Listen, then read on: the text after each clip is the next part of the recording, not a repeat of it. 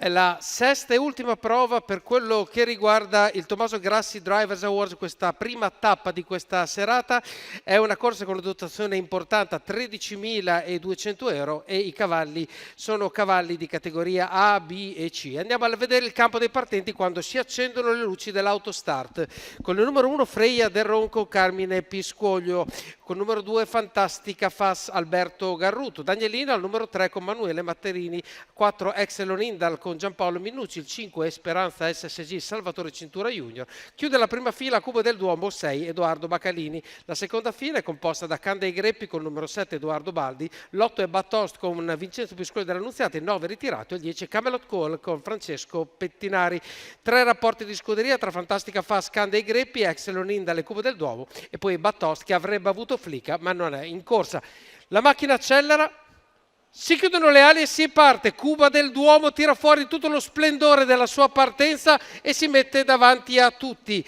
Al secondo posto ci prova a inserirsi Danielino, ma è ovviamente la situazione combattuta. Il fatto è che Cuba del Duomo è davanti a tutti e ora si avvia già al primo paletto dei 200 metri. Dietro di lei c'è Freya del Ronco. Tante cose si sono già dipanate in questi primi 200 metri, passati in 15, già in ampio rallentamento da Edoardo Bacalini, che non ha avuto esitazione a prendere al massimo la partenza di questa specialista del via. Quindi Cuba del Duomo è davanti, segue Freya del Ronco, 400 metri in 32, quindi stiamo trasferendo tutto il plotone a compiere questa seconda curva, che è la seconda piegata della corsa, e ovviamente incominceranno i vari tatticismi.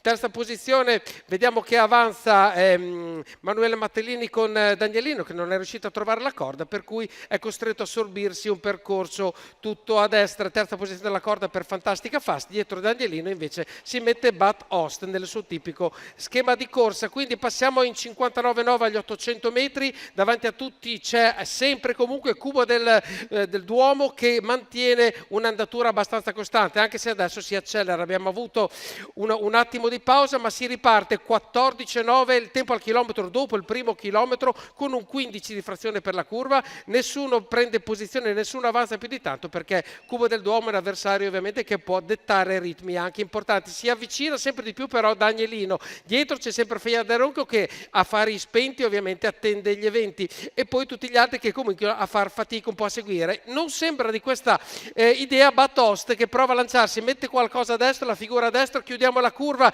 in 14,3 dopo un 14,1 delle scuderie e siamo nella retta d'arriva. Cubo del Duomo prova a difendere la posizione, ma arrivano fortissimi sia Freya del Ronco sia Danielino, ma anche Batost, e Batost probabilmente ha le battute migliori. 28,5 a chiudere, mamma mia, si è volato. 13,6, 2,2,1 per il rotolo complessivo, e probabilmente Batost se l'è portata a casa. Ancora una volta questo cavallo generosissimo guidato da VP dell'Annunziata è riuscito nelle note più alte, nelle note migliori per questo centrale. Quindi lo riguardiamo ancora al rallentatore. Arriva Batost e mette sicuramente qualcosa davanti. Per la seconda posizione è una foto piuttosto stretta. Per il quarto posto abbiamo Cuba del Duomo. Quindi la foto direi che è tra il numero 3 di Danielino e il cavallo numero 1 di Freya del Ronco, che si giocano la seconda posizione con un appoggio, diciamo probabilmente un nasino in più davanti, forse Freya del Ronco per quello che riguarda la seconda posizione. Quindi comunque vince il numero 8 di Batost, VP dell'Annunziata alla guida, Gennaro Casillo al training per la scuderia Rosso Crociata, questo maschio di 9 anni, figlio di Pascial Est e Ortensia Gual, che si aggiudica la sesta corsa di questa sera.